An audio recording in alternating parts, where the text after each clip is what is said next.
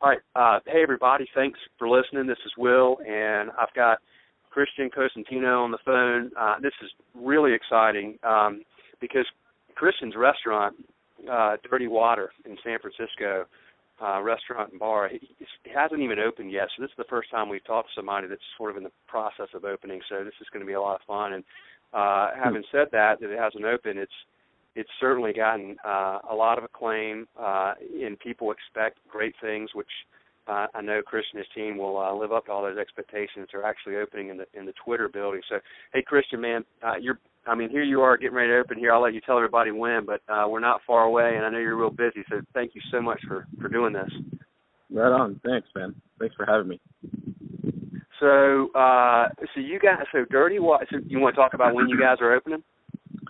Yeah, well, 30 days from today is the goal. I'm barring somebody from the city saying you can't do it, which I don't anticipate, because we've dotted our I's and crossed our T's as best that we could. We'll be opening in 30 days. So, and this is the first time I mentioned it, so it's exciting for me to say it publicly. After 2 years of working on this thing. Yeah, I noticed. You guys I saw some press stuff or whatever back from 2013, so it's been a big project in there. So, and you've changed locations, I think, in the interim. So, well, I'll tell you what, let's do this. Tell everybody a little bit about your background and, a short summary of kind of how you got into the restaurant business and what you were doing just prior to deciding to, get Dirty Water started. Well, the whole concept, I didn't know it was going to be called Dirty Water back then, and that's a story in itself. But the whole concept started, I opened 3 restaurants in San Antonio.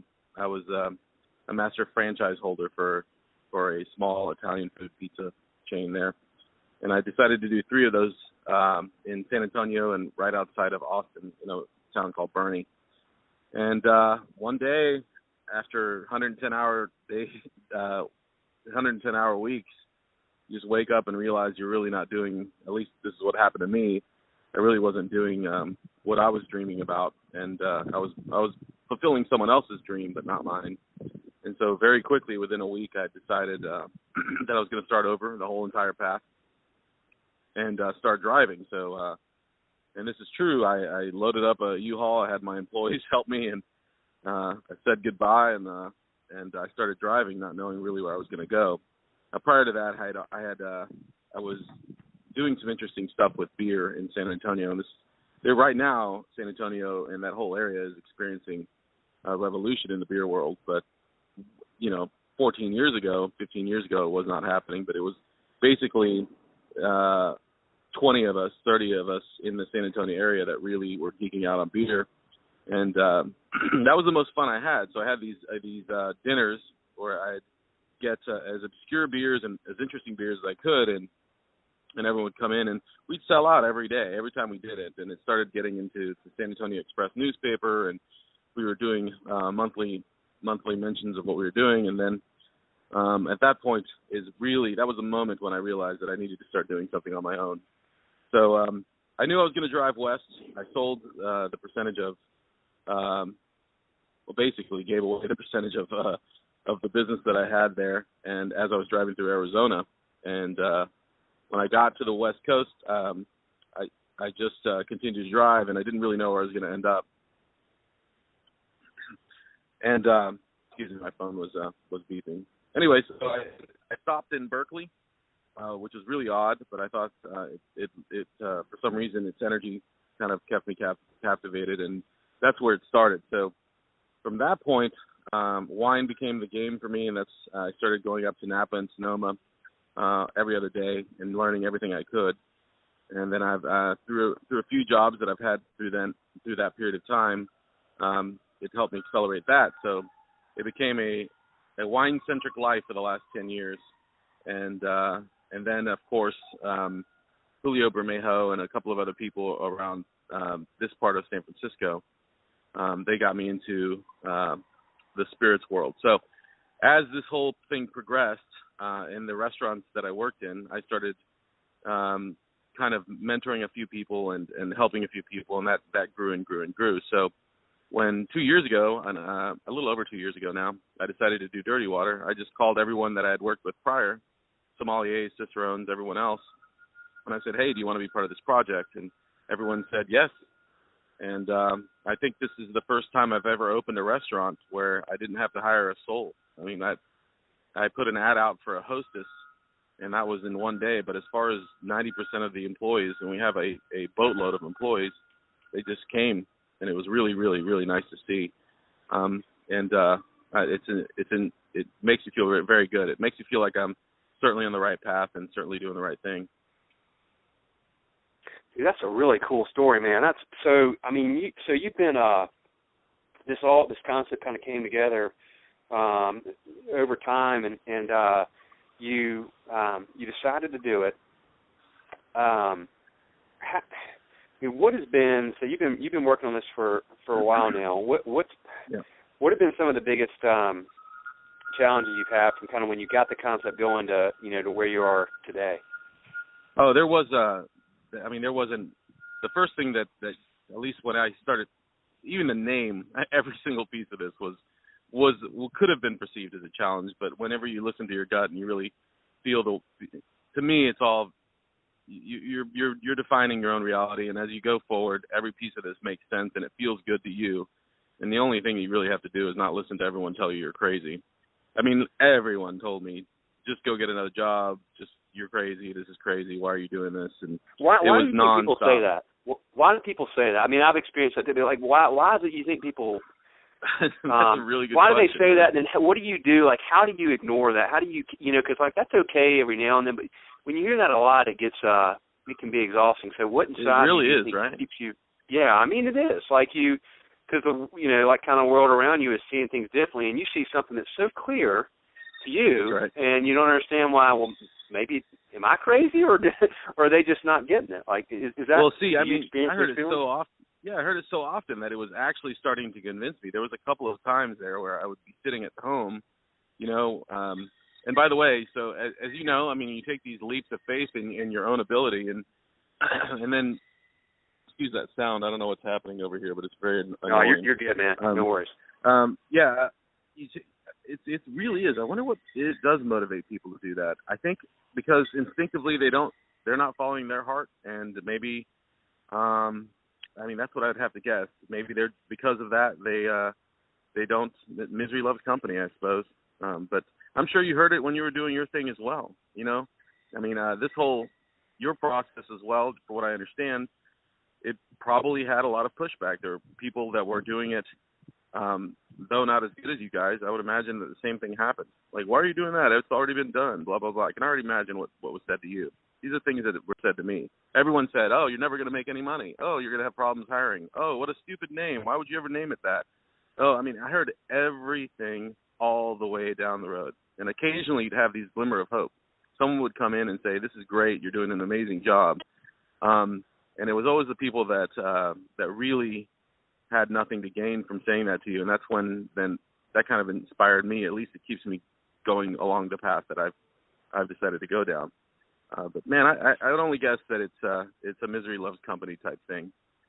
Because do you think that like is there some way to? I always feel like there's always you hear people out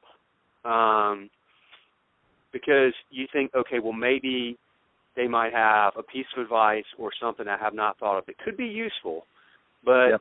You also have to learn to go, okay, 90% of what that person just said, I disagree with. I have to put my blinders on. They're wrong. Like I know the name is going to be good for these reasons. They don't know. In other words, like they don't know all that you know. So their way of looking at it is just very skewed because they're looking at it from what they know. Where you got so for instance, you have all this experience with beer and all this experience with wine and then spirits, and then you have all these people that you surrounded yourself with.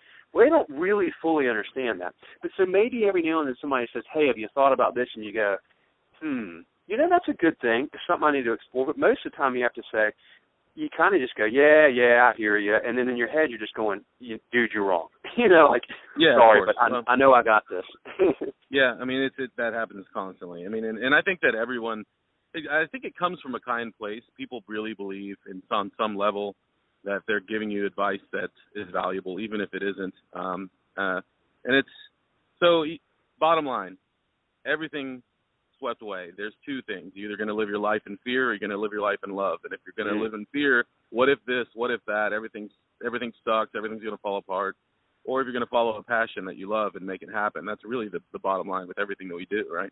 And the people that live their life in love always succeed, always. Even if it's not monetarily, they're going to succeed in much deeper ways. So there really is no option, in my opinion. Just follow that dream is all it is. I mean, and this thing is, I mean, there's so much happening as a result of what's happening with Dirty Water.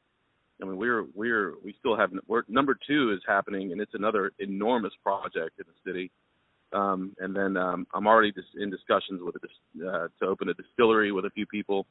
So there's a lot of, I mean, it's spiraling in a really, really cool way. So it's clear to me that's the evidence that I'm on the right trajectory, to me. And I'm the only one that needs to have that evidence, right? So that's right, my man. Dude, you nailed it. You nailed it, dude. Yeah. I mean, and it really is so funny you said that. I literally just was talking to a buddy earlier about fear driving decisions. And when you peel back the layers, like when you keep asking why am I not doing this?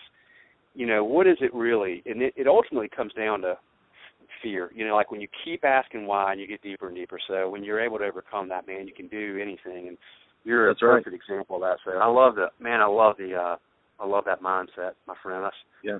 That's what it takes. And folks, if you're listening and you're thinking about starting a restaurant, man, Kristian nailed it. And that's what you have. You know, you have to be smart. You have to make good decisions, but you also have to believe, even when a lot of people, you know, don't. And you know, better to even try and fail than just never even make an attempt. Because even if you don't, you'll learn along the way. So, I mean, I've had plenty of failures, but I learned a lot, and then you keep going.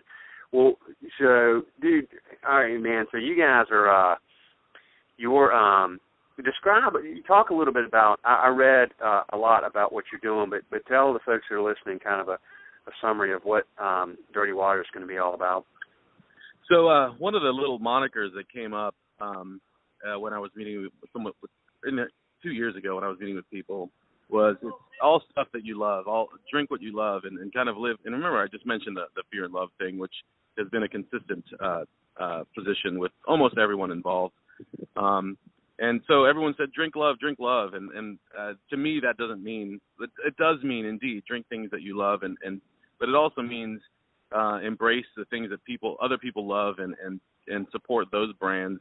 So nothing was ever. What we decided to do is so bottom line, 52 beers on tap, on draft from not only the best purveyors in the world, but friends and people that we know that are really involved and really are interested in what they're producing. And same thing with the wines. In the restaurant industry, there's so many people that try to give you money to support their brands and give you marketing dollars and all this. And it wasn't about that to us. It was, are we going to go that route like so many people do, or are we going to go the route where, no, we're just going to serve what's absolutely delicious, and it doesn't even matter if it's trendy or whatever. Once again, this whole thing is about just supporting everything in a loving way. So that's what we did. And so we ended up with 52 taps on draft that over the years I've made a lot of relationships in the beer world, and so we're getting a lot of great Belgian stuff, a lot of local stuff that's amazing. I'll be serving Cantillon, which is one of the rarest beers and most delicious sours on the planet. I'll be serving, this is on draft, of course, a lot of the Chimay stuff that usually was reserved to one type. We're getting all the types of Chimays on draft. Those are just a couple of examples from Belgians. And, of course, a lot of the local breweries around here are supporting us as well. Then we have 100 wines by the glass. We can do that because of the Corvin system that I was a test market for at a place I worked for before this. And what that is it's a argon gas pressurized system. So you can serve any bottle without any oxidization occurring. And you actually don't even remove the cork, which is a pretty cool system. So it allowed me to be able to serve wines that normally, obscure Italian varietals, for example, that most people wouldn't try. But in this case, I can say, yeah, try one glass. You don't have to buy a bottle, and hopefully it'll encourage someone to try something they haven't had yet, and possibly open their eyes in another style of wine that maybe they weren't used to. So we did that, and then being here in the city, in San Francisco, is so beautiful that it really, I think at its core, every city's got its problems, but at its core, it does support the artist and the uniqueness of many of these brands. A lot of the whiskeys and a lot of the spirits that are coming along, and mezcals and tequilas and everything else, they all kind of filter through San Francisco. So it was very easy for me to get these relationships and do something special. So when I called them up, and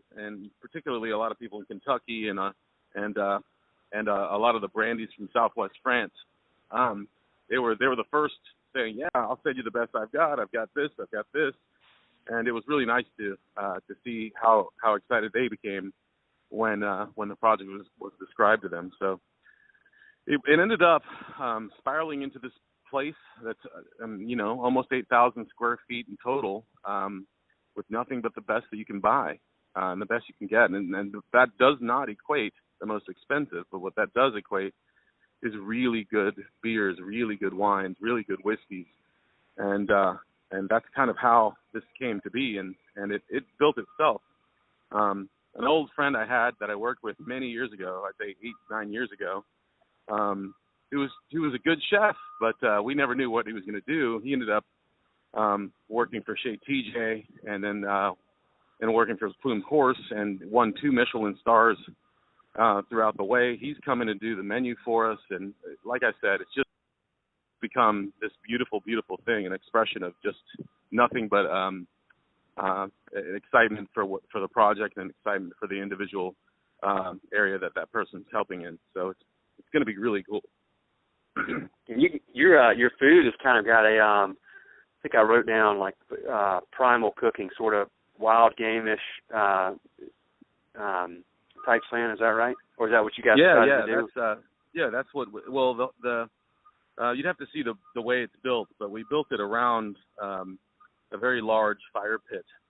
So it's not just wild game and all that. We're going to be doing axis deer and bison and wild boar and cooking it over the fire pit. But that's also kind of the way I'm from Texas, as you know, so that's kind of the way I remember it, when we would go out and with friends and barbecue and stuff. So I wanted to make that much bigger and much more prevalent in a city that doesn't necessarily have that yet. That's where the food came from, and that was Chef's deal, though. I can't take ownership of that. He decided to go down that route, and I'm pretty excited about how it's turning out as well. Oh, man, that sounds so awesome. What a cool place, man. You'll love being there every day for sure, man. I mean, you're building something you'll just enjoy being a part of every day. Now, you tell me about this. So I know that at one point you had a location that but that changed because you're going to be opening in the Twitter building. So how did that happen? Well, we had a I'm sorry, there's a truck backing up and it's really loud. We had a spot right across the street. This is actually a pretty funny story, but when we were first looking for a spot, I knew I needed to make it large enough to at least to make an attempt to accommodate what I just described. So we went across the street to a spot, and there was some issues with the landlord, as happens so often. And my gut kept telling me this is not a good deal. This is not a good deal. There was a lot of reservations with what she was offering. It was a lot of lip service, and whenever I asked for a contract around it, it wouldn't happen. So one day I called a friend, and I was expressing to her. This is actually a really good example of what I was discussing earlier, but when I called a friend, I was expressing to her my situation. She's like, well, I have a friend in commercial real estate. Can she call you? And she called me about 10 minutes later, and 20 minutes later, Shorenstein called me, which are the people that own this building, that own the Twitter building and much of San Francisco, and they had read about what I was doing, and they wanted to talk. So we had, a month later, we were signed and ready to go, and they have been absolutely incredible. I mean, the most professional team ever. I couldn't be happier. they've been incredibly supportive. The building itself wants to support small businesses and local businesses, and it was never, in this building, it was never really about using the Goliath type restaurants. It was always about getting something really cool and unique here. And that was always what was delivered to me, and so that was exciting to me. And that also told me that I was, once again, on the right path. And fortunately, I hadn't signed across the street, and that's how we ended up here. That's awesome, man. What a great great opportunity and great location for you guys. Now you must I'm sure it's not cheap rent. So talk a little bit about when you have a great location like that. Are there things that are good pieces of advice you pass along to folks in terms of making sure you get the right kind of lease so you don't put yourself in well, here, what my thoughts are, I mean, is you always get involved in people that have a passion in what you're doing. Otherwise, and that especially includes landlords. If a landlord isn't a foodie, if a landlord doesn't care about anything that you're doing, then you're likely going to get that repercussion in everything that you do. To be honest, it's not as expensive as you would imagine for me, because Shorenstein was really excited. I mean, and by the way, it didn't come just without any work. We had a number of presentations. They had to meet the chefs. They had to kind of visualize everything that we were doing. But when it was all said and done, they're behind it 100%. They've helped me out more than almost anybody. And there's been a lot of people that have helped. But I mean, it's expensive, of course. And for the rest of the world, San Francisco is obscenely expensive. On that, but given that, Shorenstein didn't barrel me over. There's many places around the city that are far more expensive and far smaller. So I'm pretty happy with it. Yeah, and it sounds like you need somebody that really has that you feel like, as you said, like in your gut, you feel like has your best instincts at heart and really it's not myopic, but is looking for a long-term successful partnership. That's right. Yeah, they're not looking to, okay, so that makes a lot of sense. Well, I mean, the city was the biggest, the city itself was the most challenging situation that I had. That was unbelievable. But just to tell you how this all kind of strings together is when you have someone else buy in, and the Shorenstein group bought into what we were doing, and then we're in it, you may not know this, but the Twitter building is considered a historic building, so that adds a whole huge layer of convincing the city to do things. For example, our duct work, our signage, all that has to be done on the outside of the building has to be approved by a board in the city, which sometimes takes years. And I didn't have years because once again, I'm not the Goliath, right? So we're trying to string this along. But every time I would write to the mayor's office, and they would help me. Within a few days, they would help me, and it was really nice to see. And I don't know. It was a little nerve-wracking, but it all happened very, very quickly, and it could have been way worse. But it wasn't the landlord that I had an issue with. It was more the process of the city. It could be easier, but other than that was probably the biggest hiccup I dealt with. That's interesting. I don't know. It's funny that the irony that the Twitter is in a historic building. I wouldn't have guessed that. Well, it doesn't appear that way because everything that you look at when you're in that building and looking at that building is no older than 10 years old. So it's a bit confusing to me. I think the basic inside structure is old, and it's 1908. But as far as visually, it's a very confusing concept. But once again, at least it's over for me. At least that part is over for me. I'm still dealing with one more signage issue, but once that's done, I won't ever have to deal with it again. At least not until the next project. Golly, man. Well, what about pulling together financing? I mean, that's a big project. Did you get a bunch of investors, or how'd you pull that off? Hold on. So many alarms, so many sounds. Hold on one second. I'm sorry, man. Yeah, no problem. So, yeah, of course, I had to come up with a good plan and a solid plan. It took me, it's one of the most embarrassing and humbling things in the world is looking at your first attempt at a business plan. I look at my business plan in the beginning, and it makes me wince. And I'm like, man, no wonder no one cared. And then, but once what about it? Like, what was it? Just too? It didn't include enough, or what? Well, I hadn't. It's in, opening businesses in San Antonio is such a different situation than opening businesses in San Francisco, and you're dealing with friends and family in San Antonio, where you're dealing here with financiers and tech people and leaders of their industry, et cetera, et cetera. So then you end up they have a team of lawyers that look over everything, and many times those team of lawyers looked over my business plan and just said, "What the hell, man?" Finally, a friend of mine, her name's Kathy Kennedy. She's amazing.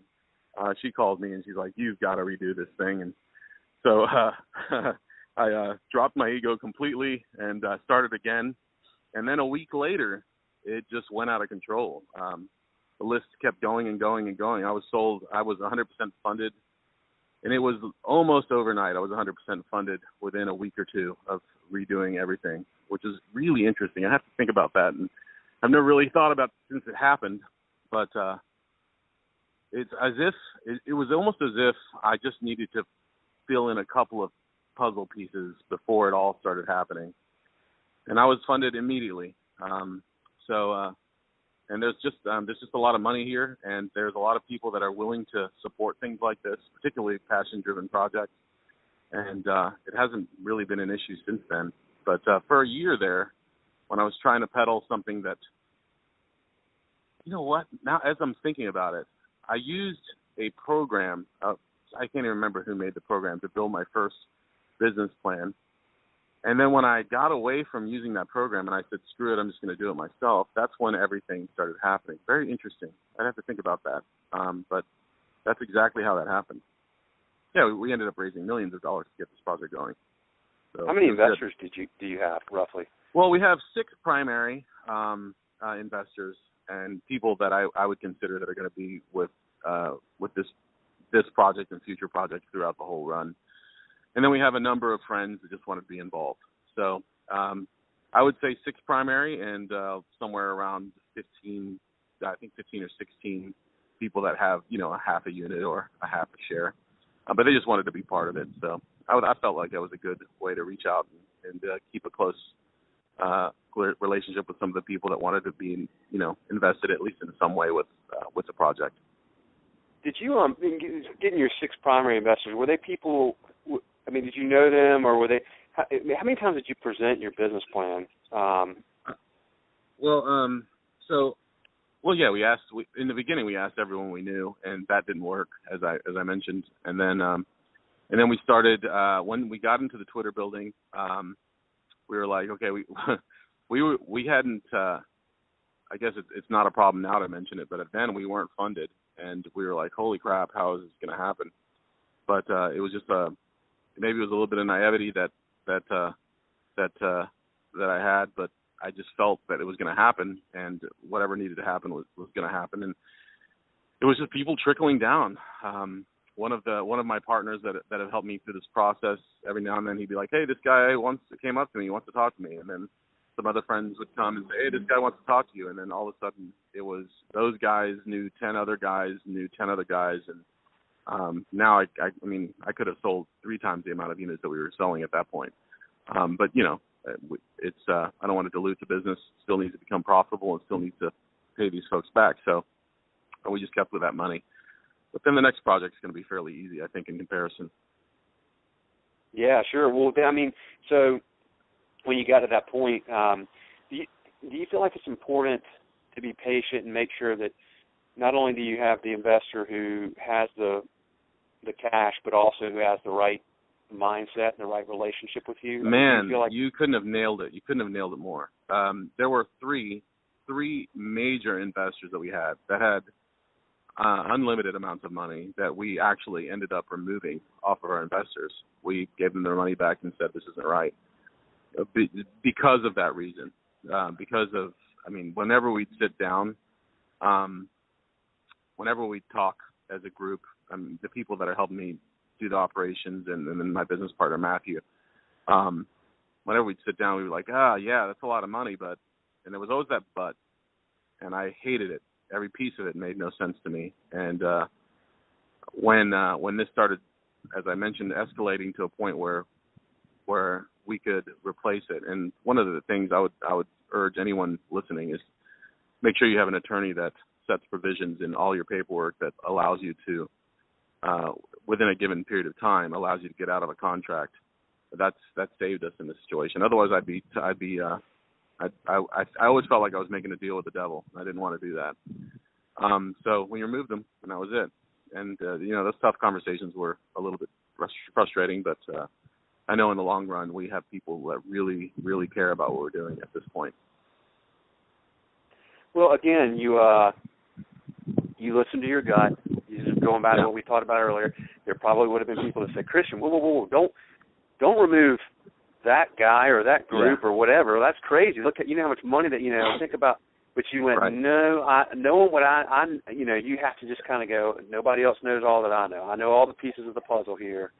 That's right. And I need to make this decision. And you've just continued to go back to those instincts and listen to what you know. So. I mean, throughout this, this is the first time I funded, the projects in San Antonio and a few others that I've been involved with. Every single time I made that exception to myself when I knew that I was making and aligning myself with someone that wasn't necessarily a good fit. Every single time that's happened, it's bit me in the ass. So I'm like, I'm never doing that again, ever again. You learn that lesson, right? Right. Yep. Right. You have to. Well, but see, this is great, man. This is why I really enjoy doing this, because I know there's a lot of people that are out there, that might listen to this and benefit from you learning. You've already learned some lessons. Like, I always feel like it's good to go to people and go, okay, you've had success. Like, what are the things that you did wrong that you wouldn't do again? Because that's where you really learn. It's not always what you did right. I mean, there's a lot of ways to get something right, but once you go, okay, look, I will never do this again. That's really good advice. Like, I think anybody listening should very carefully consider. Don't just take the money. That's right. There's another restaurant owner said you need to think about an investor like you would think about somebody you want to marry, because you're going to be with them exactly for right. a really long time. And you're exactly right. You have to be. Yeah. It's exactly like being married. It's like being married to multiple people, which is really weird if you think about it. Yeah, right. But it's. I mean, if you guys aren't about the same thing, if your goals aren't the same, if you don't love the same, I mean, we can make that parallel. If you're not into the same music and you're not into the same food and you're not into the same entertainment, then you're probably not going to last very long in a good situation, or given any situation. So same type of thing. That's good stuff. Yeah. Man. So here you are, a month away. Man. What are some of the final pieces of the puzzle you got to put together? The hiring's almost done. Training begins on the 20th. And then of course getting all the stock and all the days of putting away bottles that we're going to be spending. That's pretty much it. I mean, now is the moment where every day I come in and I'm like, whoa, look at that. Whoa, that's amazing.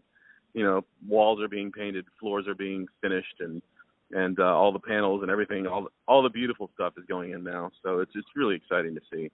I love it, man. It's a gift every time I walk into this building at this point. Awesome, man. Well, let me ask you this, just kind of random, but I like bourbon. What are some of your maybe top 2 or 3 favorite bourbons? Well, everyone loves Pappy. I have. That's been the thing, and everyone's trying to get it. We've got a lot of Pappy coming, but I would say, and this is a weird one. Okay, some of the family estate Willett stuff is incredible. I would say as good as Pappy in many situations. But the one that surprised me the most, and I believe this is the sleeper in the bourbon world, is Michter's 10-year bourbon. And it's got to be not the bourbon, not traditional bourbon, but there's a 10-year bourbon that Michter's has that is really, really delicious. And I'm surprised that people haven't taken that up. And I'm surprised that it's still $20 for a pour. But as long as I guess the more I say it, the less of a secret it becomes. But I think that's the sleeper in the bunch of bourbons. What is it? Spell it for me. Michter's, Michters. Okay. Their 10-year bourbons, just outstanding. Gotcha. Yeah, I'd say Willet's probably second to Willet, Michter, that bourbon, Willet's Family Reserve, and those are really great bourbons. I mean, just sipping bourbons that taste like heaven. Yeah, the ones that I don't want around me too often. I hear you, man. I hear you. Good stuff, man. Kristian, this is really just really incredible information and advice and thoughts and wisdom. And I mean, you're a busy dude. I'm gonna let you get back to it, but I cannot thank you enough for doing this, and I wish you guys all the very best. And I cannot wait to at some point get out there. I need to find a reason to get to San Francisco because I want to come hang out with y'all. Look, you make it down here. You have a place to stay. You can hang out with us, and I'll make sure and get a nice bottle of something for us to sip on, certainly. So you just let me know when that happens. Okay, cool, man. Well, listen, I need to get I'm going to send you, I just got a new shipment of Schedule Fly trucker hats. So nice. I'm going to grab a bunch of them and throw them in a box and send them out to you, and you guys hand them out to whoever you think might want to wear them around. Right on, man. That sounds great. I appreciate that.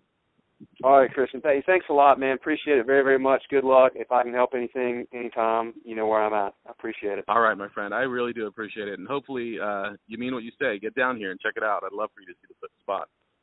I will I will make it happen at some point. I really want to. All right, my friend. Cool. Take care. All right. Take care. All right. See you.